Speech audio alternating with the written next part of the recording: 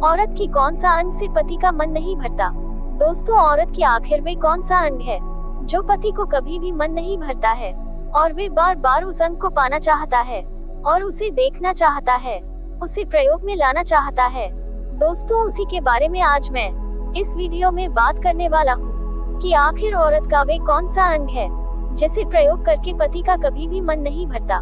दोस्तों, चलो हम इसे शुरू करते हैं। दोस्तों, अगर आप इस वीडियो को अंत तक बने रहेंगे तो आपको भी पता चल जाएगा कि औरत का कौन सा अंग है जिसे पति को कभी भी मन नहीं भरता है और वे बार बार उस अंग को तलाश करता है, उसे वह देखना चाहता है, उसे प्रयोग में लाना चाहता है। दोस्तों, इस वीडियो को शुरू करने से पहले आप लोगों से एक छोटी सी गुजारिश है कि अगर आप लोग चैनल पर नए हो तो चैनल को सब्सक्राइब करना और ये बातें अगर आप लोगों को अच्छी लगे तो कमेंट करके जरूर बताना। दोस्तों, चलो इसे शुरू करते हैं। बहुत समय पहले की बात है। इसी गांव में एक लड़का और एक लड़की रहा करते थे। दोनों लड़का लड़की खेतों में काम करने जाते थे और काम किया करते थे। एक सेठ के यहाँ जब काम किया करते थे, उन दोनों में प्रेम होने लगी। उनकी प्रेम इस कदर बढ़ गई कि उन दोनों का रिश्ता तय भी होने वाला था, लेकिन वे लोग अपने माता पिता को बिना बताए वो रिश्ता तय करने वाले थे। तभी सेठ को ये बात पता चली। तभी सेठ ने उस लड़की को बुलाया और कहा कि बेटी, ये जो लड़की है ये भी गरीब घर की है और तू भी गरीब घर के है, लेकिन तुम दोनों का जो भी जाति है एक ही है। उसके बावजूद भी तुम दोनों का प्यार देखकर मुझे बहुत ज्यादा खुशी हो रही है। लड़की के पिता तेरे से कभी भी विवाह नहीं कर पाएगा क्योंकि इसकी शादी पहले तय हो चुकी है। लड़की ने जब ये सुना तो सेठ के आगे हाथ जोड़ दिया और कहने लगा कि हे सेठ, मैं इससे बहुत ज्यादा प्रेम करता हूँ। अगर इससे मेरी शादी नहीं हुई तो मैं इस दुनिया से चला जाऊंगा। सेठ ने कहा कि बेटे, तुम कुछ भी कर लो, लेकिन इससे शादी होने में तुम्हें बहुत ज्यादा समस्या आएगी। तुम्हारा परिवार के लोगों को समस्या का सामना करना पड़ेगा। और लड़के को समझाते हुए उन्होंने कहा कि बेटे, तुम इसी तरह हमारे यहाँ काम करते रहो, इससे भी सुंदर लड़की देखकर तुम्हारा मैं विवाह करा दूंगा। लड़का कहने लगा कि हे सेठ, मैं उससे बहुत ज्यादा प्रेम करता हूँ और वे भी मेरे से प्रेम करती है।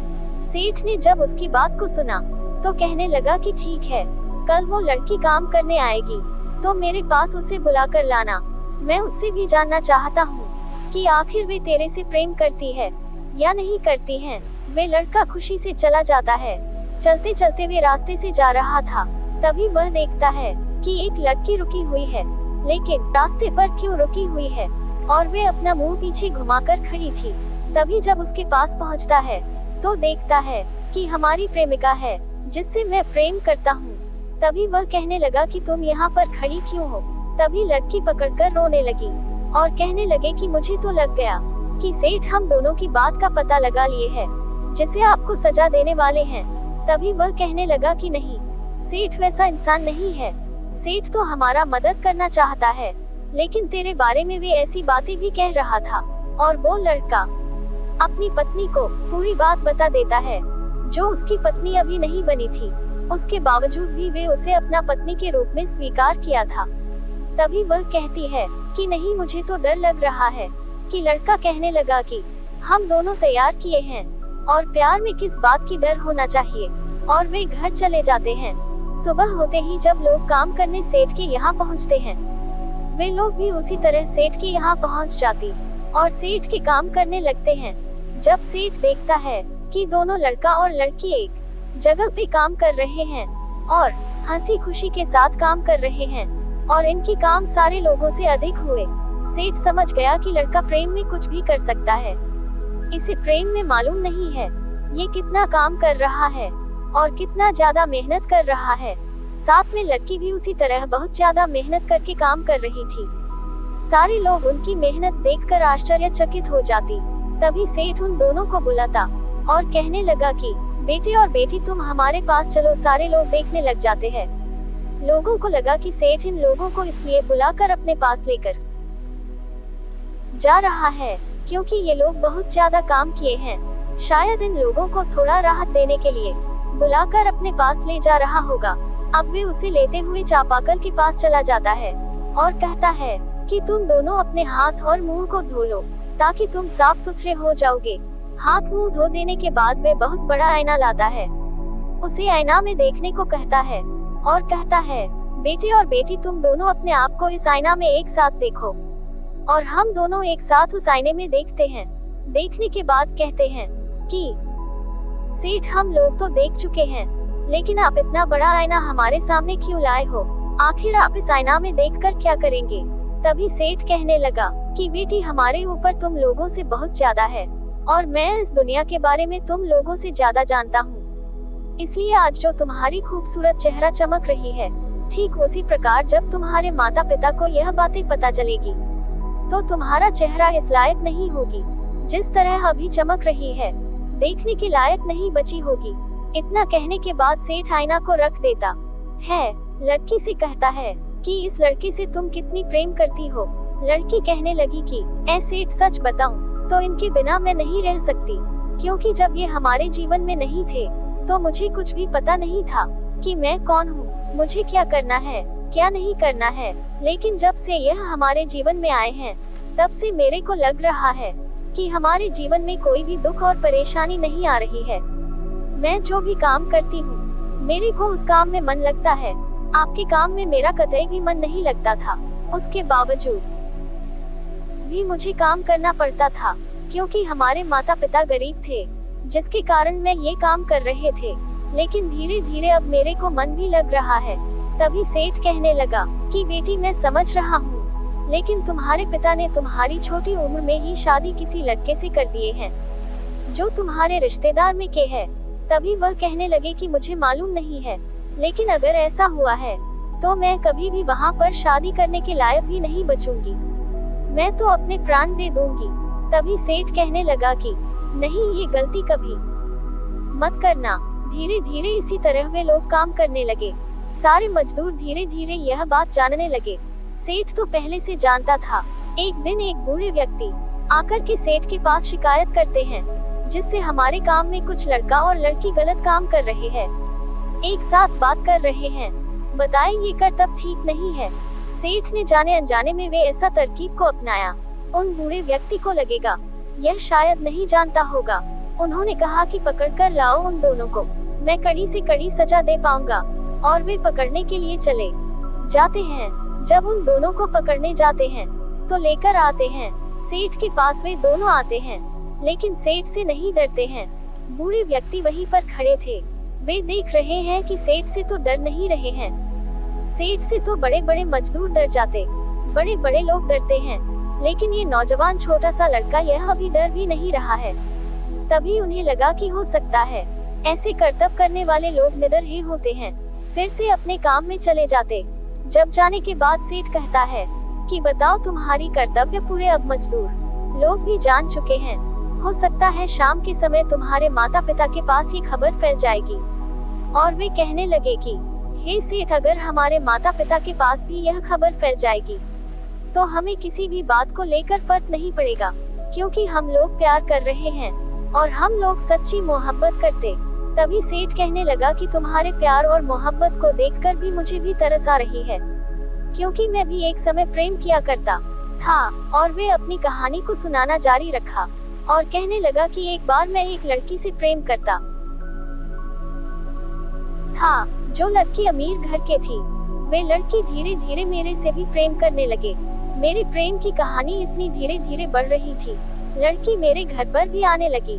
उस समय मेरे पास कुछ भी नहीं था, लेकिन वह लड़की जब मेरे पास आती, जब मेरी माँ को भोजन बनाते हुए देखती, तो मेरी माँ को भोजन बनाने नहीं देती और माँ के साथ वह भोजन बनाने लगती।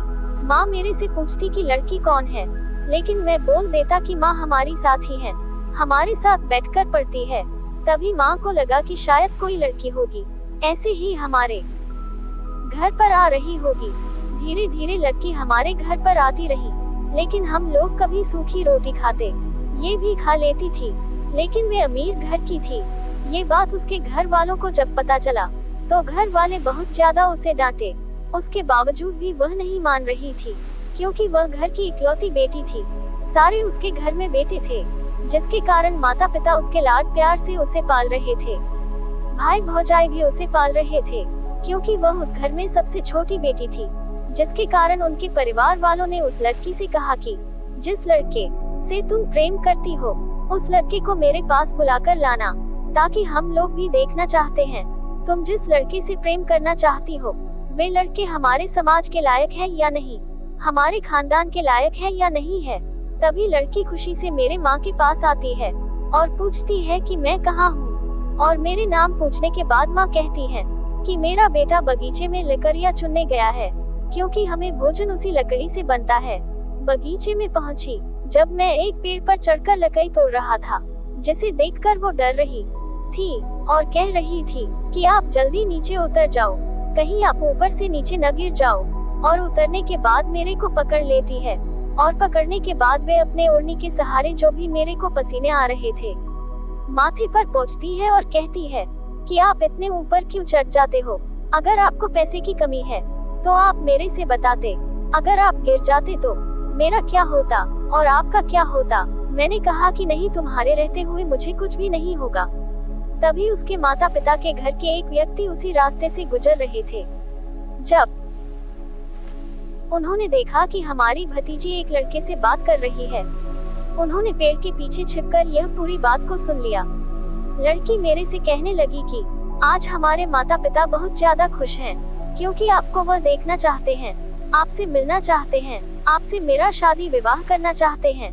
मैं भी खुश हो गया और कहने लगा कि तुम्हें चिंता करने की बात नहीं, मैं जरूर तुमसे मिलने आऊंगा। और मैं इतना कह कर के चला गया। जब मैं घर पर गया तो देखा कि मेरी माँ की तबीयत बहुत ज्यादा खराब हो चुकी है। माँ से जब मैं पूछ रहा था कि माँ क्या हुआ है, लेकिन माँ बोल नहीं रही थी। मैं उसे डॉक्टर के पास ले जा रहा था, तभी रास्ते में मेरी माँ ने दम तोड़ दी। जब मेरी माँ ने दम तोड़ा तो बहुत सारे लोग मेरे को संभाल नहीं पा रहे थे, क्योंकि मैं बहुत ज्यादा रो रहा था। उसी गांव में एक नौजवान बालक रहा करता था, जो नौजवान बालक मेरे से भी नौजवान था। उसने मेरे पास आया और कहने लगा कि भाई क्या हुआ है, आखिर माँ जी को कुछ हुआ है। लेकिन मैं कुछ नहीं बोल रहा था। तभी वहाँ खड़े लोग कह रहे थे इसकी माँ की मृत्यु हो गई है, जिससे ये बेचारा रो रहा है। तभी वह कहने लगा कि माँ की मृत्यु हो जाने के बाद रोने से कोई फायदा नहीं होता है, क्योंकि माँ की आखिरी इच्छा अगर आप पूरी नहीं कर पाते हो तो आप माँ की आखिरी इच्छा को पूरी करने का कोशिश करो, क्योंकि रोने में आप अपना समय व्यर्थ कर रहे हो। मैंने उस लड़के की बात रोते रोते सुना, जिससे मेरे को याद आया कि मेरी माँ हमेशा कहा करती थी कि बेटे जीवन में कितनी भी कठिनाइयाँ क्यों ना आए, अपनी पत्नी का साथ हमेशा देना, क्योंकि पत्नी का साथ देने वाला इंसान हमेशा खुश रहता है। और साथ में पत्नी भी अपने पति के साथ देती है, उनके भी जीवन में कोई भी दुख और तकलीफ नहीं आता है। तभी मैंने उसकी बात को बहुत ध्यान से सुन लिया था। अब मैंने अपनी शादी विवाह करने के लिए वहाँ पर जा पहुँचा। जब मैं वहाँ पे गया, वहाँ बहुत सारे लोग थे। उन्होंने कहा कि तुम कौन हो और यह भिखारी की तरह हमारे घर में क्यों आ रहे हो। मैंने कहा कि मैं इस लड़की से प्रेम करता हूँ, जिस लड़की का ये घर है। उन्होंने कहा कि इसमें तो कोई भी लड़की नहीं है, उसकी शादी 2 दिन पहले ही हो चुकी है। जब मैंने यह बात सुना, मुझे बहुत जोरों की झटका लगा। मैंने उन लोगों से कहा कि आप कम से कम उस लड़की की पता ठिकाना बताओ कि उसकी शादी कहाँ हुए हैं, लेकिन उन्होंने बताने से इनकार कर दिया। और जब मैं घर पर आया तो बैठकर रो रहा था और मैं सोच रहा था कि काश वह लड़की मिल जाती। जब मैंने सपने में सो रहा था तो देखा कि वो लड़की की शादी हमारे गांव से कोसों मील दूर हो चुकी है, जो एक नदी से वह रास्ते गुजरती है, लेकिन नदी के पार करके उसी गांव में जाना होगा। तभी मुझे लगा कि हो सकता है कि सपना सच होते हैं। कभी मेरे को विश्वास होता कि मैं उसके घर पर जाऊं, कभी मेरे को लगता कि मैं उसके घर पे न जाऊं। लेकिन तभी मुझे याद आया कि हमारे गांव में एक साधु महाराज रहा करते हैं, जो साधु महाराज हर एक लोगों की समस्या को समाधान निकाल देते हैं। मैं उन्हीं के पास जाऊंगा। और मैं साधु महाराज के पास गया, अपनी समस्या को समाधान पूछा। साधु महाराज कहने लगे कि बेटे आखिर तुम्हारी पत्नी नहीं थी, उसके बावजूद भी उस औरत से तुम इतना ज्यादा क्यों मोहित हो चुके हो। तभी मैंने कहा कि साधु महाराज मैं क्या बताऊं आपसे, मुझे बताने में शर्म आ रही है कि मैंने उस स्त्री का एक अंग से बहुत ज्यादा मोहित हुआ था। उसे मैं कितना भी देखता हूँ, कितना भी उससे प्रयोग करता हूँ, उसके बावजूद भी मेरा मन कभी भी नहीं भरता है। उसके एक अंक से मेरा मन कभी भी नहीं भरा है और नहीं भर सकता है। तभी उन्होंने कहा कि बेटे आखिर में एक अंक क्या है जो मुझे आप बता सकते हो। लेकिन मैंने कहा कि हे साधु महाराज, पहले आप मेरे को वे मार्ग बताओ जिस मार्ग से मुझे अपनी पत्नी तक मुझे जाना है। तभी उन्होंने कहा कि बेटे जिस लड़के से उसकी शादी हुई है, लड़का एक राजकुमार है और वे राजकुमार होने के साथ साथ बहुत ज्यादा दुष्ट इंसान है।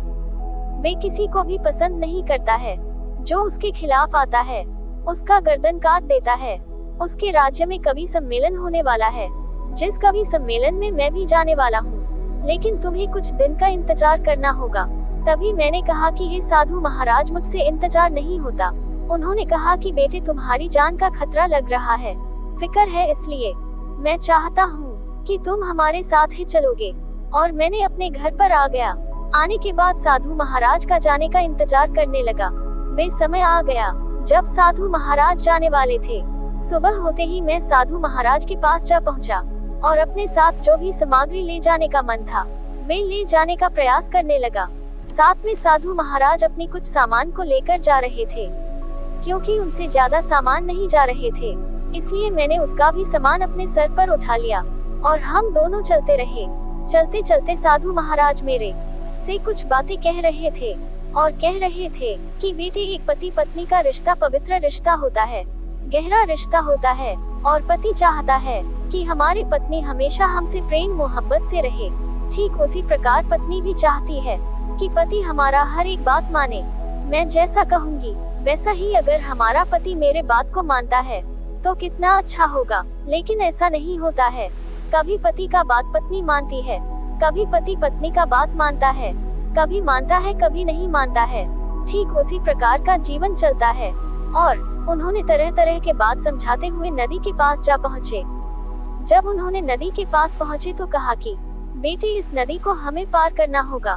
मैंने कहा कि हे साधु महाराज, नाव तो उस किनारे है, इस किनारे नाव कैसे आएगी। उन्होंने कहा कि जरा अभी ठहरो और नाव अपने आप आ रहे थे।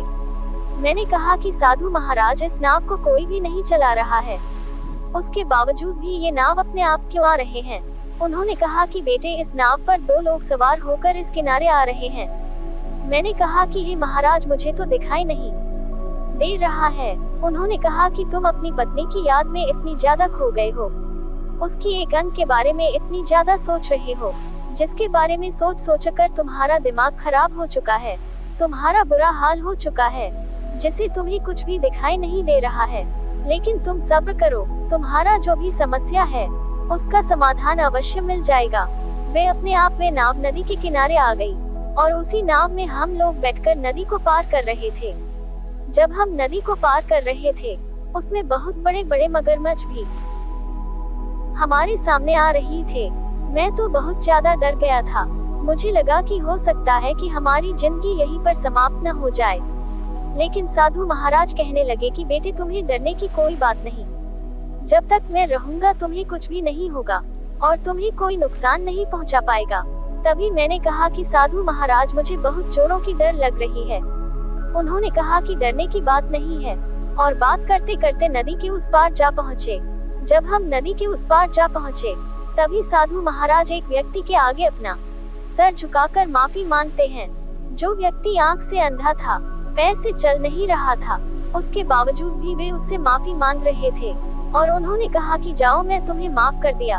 और वे चले जाते हैं और चलते चलते उसी गांव में प्रवेश करने वाले थे।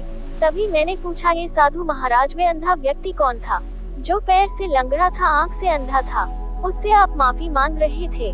तभी उन्होंने कहा कि बेटे मैं तुम्हें क्या बताऊं, वे मेरा गुरु थे। जब उन्होंने यह बात कहा तो मेरे अंदर बेचैनी सी होने लगी। मैंने कहा कि लेकिन आपके गुरु हैं, उनकी हालात इतने खराब कैसे हो गई। तभी उन्होंने कहा कि यह लंबी कहानी है और उन्होंने उस कहानी को बताने से इनकार कर रहे थे। तभी मैंने कहा कि नहीं, इस कहानी को तो तुम इस राज्य में नहीं सुन सकते हो, क्योंकि इस राज्य का राजा बहुत ज्यादा दुष्ट है। और हम लोग उस राज्य के राजा के पास जा पहुँचे, जहाँ पर समारोह होने वाले थे। बहुत सारे कवि भी आए हुए थे। कवि लोग अपना सम्मेलन दिखा रहे थे। प्रतिभा दिखाने के बाद सारे लोग इनाम पा रहे थे। तभी मैं राजा के बगल में जा खड़ा हुआ और मैंने कहा कि हे महाराज, आप सारे लोगों को धोखा दे रहे हो। तोहफा देने के बाद सारे लोग यहाँ से खुशी से जा रहे हैं, लेकिन मैं आपसे दुखी हूँ। महाराज कहने लगा कि बताओ तुम्हें क्या चाहिए। मैं अपने राज्य से किसी को दुखी जाने नहीं दूंगा, क्योंकि वह राजा इस बात को ऐलान कर चुका था। समारोह खत्म होने के बाद कोई भी दुखी यहाँ से नहीं जाना चाहिए। चाहे उसे जो भी चाहिए उसे मिलेगा, क्योंकि सारे लोगों को इनाम मिल गई। सारे लोग तो अपने में खुश थे, लेकिन मैं दुखी था। वहीं पे वह देखता है कि साधु महाराज भी बैठे हैं। साधु महाराज अपना सर नीचे किए थे और एक कपड़े से अपना सर को ढक रहे थे और चेहरे को छुपा रहे थे। वह राजा कहने लगा कि ये कौन है। तभी मैंने कहा कि साधु महाराज है। तभी कुछ नहीं बोला और कहने लगा कि बेटे बताओ तुम खुश क्यों नहीं हो, आखिर तुम्हें क्या चाहिए। तभी मैंने कहा कि हे महाराज, मैं आपसे जो कुछ मांगूंगा क्या आप मुझे दे सकते हो। उसने कहा कि मांगो, मैं तो राजा हूँ, आपको जो भी मांगना है आप मेरे से मांग सकते हैं। तभी मैंने कहा कि आप मेरी पत्नी को वापस लौटा दीजिए। तब उसने कहा कि लेकिन आपकी पत्नी को मैं क्यों रखूंगा, क्योंकि मेरी शादी हुई है, मेरी पत्नी है, आपकी पत्नी आपके घर पर होगी। मैंने कहा कि महाराज, जो आपके पत्नी के रूप में आपके घर में प्रवेश की है वे पहले मेरी पत्नी थी। उससे मैंने भले शादी नहीं किया, लेकिन मैं उससे प्रेम करता था। तभी उसे गुस्सा आता है और कहता है, बेटे अगर तुम्हारी उम्र मेरे बराबर होती या मेरे से ज्यादा होती तो मैं तुम्हारा गर्दन काट देता, लेकिन मैं तुम्हें अपने छोटे भाई के रूप में छोड़ देता हूँ। जाओ यहाँ से जल्दी चला जाओ। और वे कहने लगा कि हे साधु, अपनी मुंह को छुपाना बंद कर, इसे लेकर जल्दी से चला जा। साधु महाराज ने मेरी हाथ को पकड़े हुए मेरे को वापस लेकर जा रहे थे। तभी मैंने कहा कि हे गुरु, आप मेरे को क्यों लेकर जा रहे हो। और उन्होंने कहा कि बेटे जल्दी यहाँ से चलो, नहीं तो हमारी जान का खतरा है। और वे लेते हुए दौड़ते हुए नदी के किनारे जा पहुँचे और गुरु से उन्होंने माफी मांगी। गुरु ने कहा कि जाओ, मैं तुम्हें माफ कर दिया। और जल्दी से नाव पर बैठकर किनारे जा पहुँचे। जब उस नदी के किनारे जा पहुँचे, साधु महाराज बहुत जोरों की सांस ली।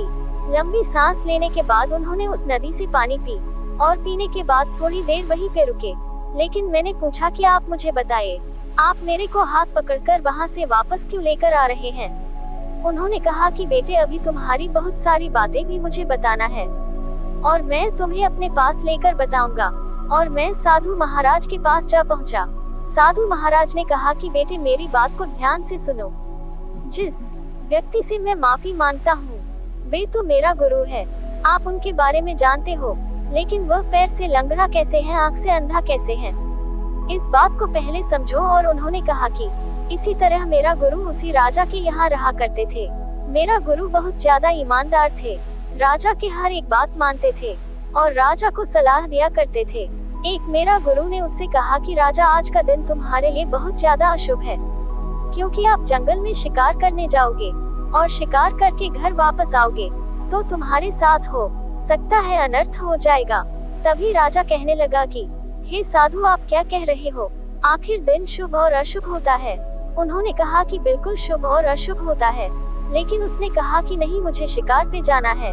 और जब शिकार पे गया, जब वह शिकार से तीर चला रहा था, वहाँ पर एक बूढ़े व्यक्ति को तीर लग गई और उनकी जान चली गई। लेकिन राजा को इस बात से फर्क नहीं थी और राजा घर पर वापस आ गया।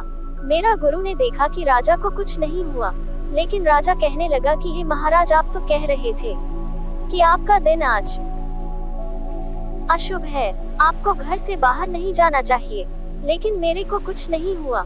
मेरा गुरु कहने लगे कि हे राजा, कर्मों का फल इंसान को उसी वक्त नहीं मिलता है, हो सकता है कि उसे समय के बाद ही कर्मों का फल मिले। और गुरु को ये बात सुनकर राजा फिर से अपने काम में धीरे धीरे समय बिताने लगा।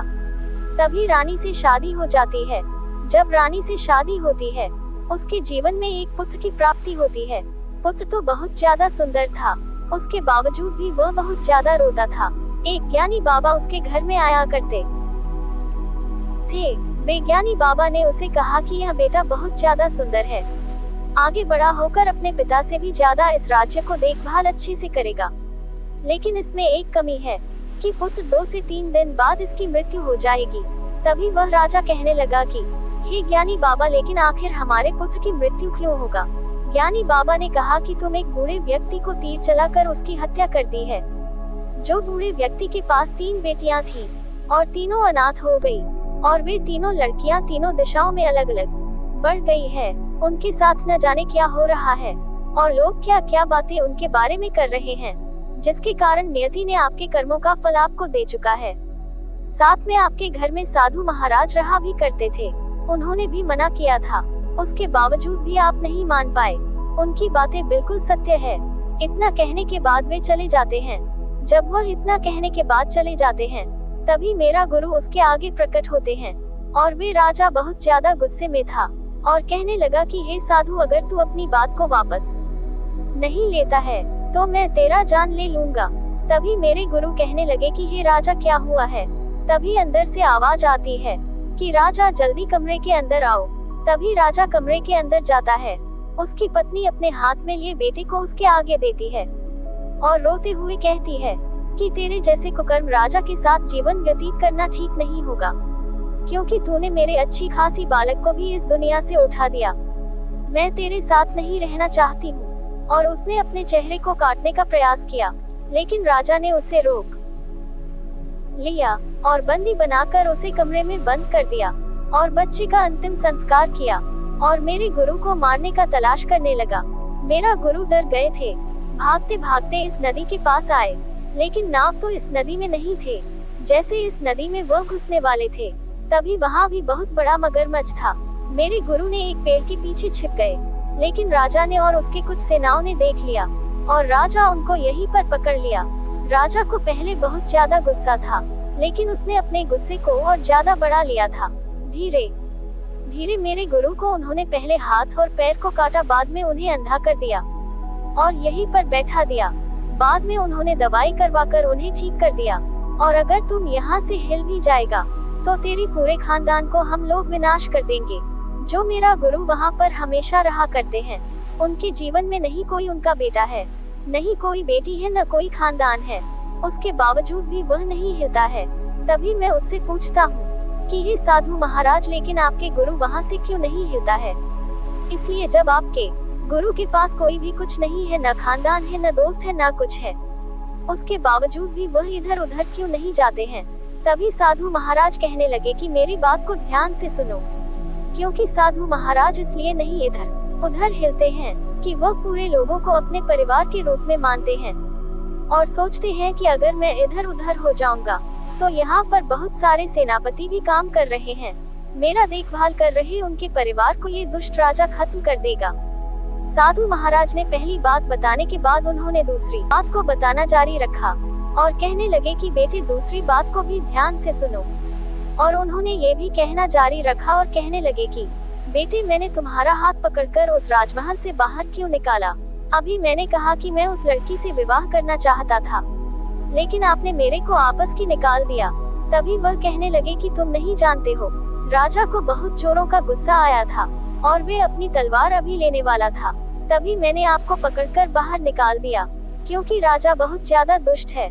साथ में वह अपनी पत्नी को लाता और यह शर्त रखता है कि अगर यह पत्नी उससे प्रेम करती है, तो अगर उसके मुंह पे यह बातें कह देती है तो जी से प्रेम करती उसकी जान तो बच जाएगी, लेकिन पत्नी की जान नहीं बचेगी।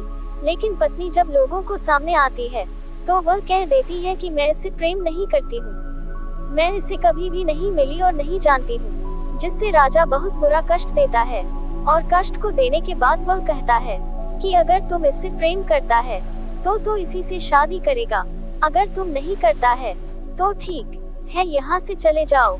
और वे वहाँ से चले जाते हैं। इसलिए मैंने तुमको वहाँ से वापस लेकर आ गया, नहीं तो तुम्हारा हत्या हो जाती।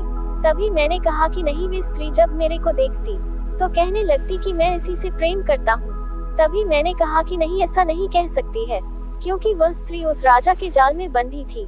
और वे इतने बात को बताने के बाद मेरे को कहते हैं कि बेटे जाओ, तुम अपने जीवन में दूसरी शादी कर लेना। मेरे साथ मेरे घर तक आ जाते हैं, मेरा बहुत अच्छे से ख्याल रखते हैं और वे मेरे को शादी करवा देते हैं। आज उन्हीं की कृपा से आज मेरा इतना ज्यादा धन संपत्ति बढ़ी है। सेठ ने जब उन दोनों लड़के और लड़की को एक कहानी सुनाता है, सुनाने के बाद दोनों लड़के और लड़की कुछ नहीं बोलते हैं और सेठ कहता है कि अगर तुम्हारी शादी हो जाएगी तो हम लोगों को बहुत ज्यादा खुशी होगी, लेकिन मुझे लग रहा है कि लड़की की जो पिता है तुमसे शादी कभी भी नहीं करेंगे। तभी सेठ को बात सुनकर लड़का और लड़की कहने लगते हैं कि हे सेठ, क्या आप हमारे माता पिता के पास चलेंगे, ये बातें कहेंगे, क्योंकि अगर हमारी शादी हो जाएगी तो पुण्य की काम होगी। सेठ जाता है, माता पिता से कहता है, लेकिन लड़के के माता पिता तो मान जाते हैं, लड़की के माता पिता नहीं मानते हैं और कहते हैं कि सेठ, हम अपनी बेटी की शादी दूसरी जगह कर चुके हैं। वे गरीब से लड़का, वे तो काम नहीं करता है, आपके घर में काम करके वह कितना पैसा कमा लेता है, हमारी बेटी का जीवन उसके जीवन से कैसे मिलेगी। और वे इतना कहने के बाद भी नहीं मानते हैं। तभी सेठ कहता है कि मैं तुम्हारे दोनों लड़के और लड़कियों को अच्छे से देखभाल करूंगा, लेकिन वे नहीं मानते। जब वे नहीं मानते हैं तो सेठ कहता है कि ठीक है, अगर आप लोग नहीं मानते हो तो आपकी मर्जी, लेकिन लड़के और लड़की बड़े हो गए हैं, अगर भाग की शादी विवाह कर लेंगे तो क्या होगा। लेकिन वह कहते हैं कि हमारी बेटी ऐसा नहीं करेगी। तभी वह सेठ उन दोनों को बुलाता है और कहता है कि तुम दोनों भागकर शादी कर लो। और भागकर वे दोनों शादी कर लेते। शादी करने के बाद वे लड़का एक दिन उस लड़की से कहता है कि मैं तुम्हारे एक अंग से बहुत ज्यादा प्रेम करता हूँ। तभी वह लड़की कहने लगे कि बताओ, तुम एक अंग से प्रेम करते हो, आखिर वे एक अंग क्या है। तभी वह कहने लगा कि औरत की वे एक अंग है जिसे पति हमेशा देखता है, लेकिन उसका मन नहीं भरता है। तभी वह कहने लगे कि आखिर वे एक अंग क्या है जिसे कोई भी देखता है और उसका मन नहीं भरता है, लेकिन पति देखता है, उसका भी मन नहीं भरता है। तभी वह कहने लगा कि तुम्हारा जो खूबसूरत चेहरा है उसे मैं देखता हूँ, मेरा मन भी नहीं भरता है। तुम लाख भी सुंदर बन जाओ, उसके बावजूद भी तुम्हारी सुंदरता मैं देखता ही रहता हूँ, उसके बाद भी मेरा मन नहीं भरता है। इसलिए दोस्तों, औरत की कौन सी ऐसी अंग है जिसे पति देखता है, उसका मन नहीं भरता है, उसकी खूबसूरत चेहरा है, चाहे वह पत्नी कितनी खूबसूरत क्यों ना हो, पति उसे देखेगा, उसका मन भी नहीं भरेगा, चाहे वे पति के साथ कितने दिन तक क्यों न रहें, क्योंकि जीवन एक छोटी सी समय में कट जाती है। इसके बावजूद भी इसी समय में पति को भी मन नहीं भरता है। इसलिए औरत की खूबसूरती से कोई भी अगर इंसान चाहता है कि मैं अपना मन भर लूं, तो उसका मन कभी भी नहीं भरता है। इसलिए दोस्तों, आप लोगों को पता भी चल गया होगा कि औरत की कौन सी ऐसी चीज है जिसे देखकर पति को मन नहीं भरता है, तो उसकी खूबसूरत चेहरा। दोस्तों, उम्मीद करता हूँ कि ये बातें आप लोगों को बिल्कुल पसंद आई होगी। ये बातें अगर आप लोगों को पसंद आई होगी तो कमेंट बॉक्स में जरूर बताना। चैनल पर नए हो तो चैनल को सब्सक्राइब जरूर करना। नमो बुद्धाय।